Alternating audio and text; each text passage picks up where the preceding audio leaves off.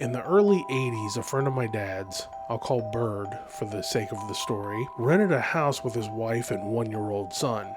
My dad went to visit for a weekend to help them paint. He said they painted the living room walls and the ceiling white one night and went to bed. The next morning, they woke to see the walls and ceiling covered in skulls of all shapes and sizes on top of the fresh paint. Bird's wife yelled at my dad for doing it, but he said he didn't have those kinds of painting skills. He said they were all professionally done and super creepy, and it looked like they bled through the paint. Not like they were done on top of the paint, but nothing was there before they painted. He said they then decided to leave the house because it was the second thing to happen there in the short time they'd lived there. The first was when the landlord told them not to go into the basement because it wasn't well lit and the steps going down to it weren't safe and needed replaced.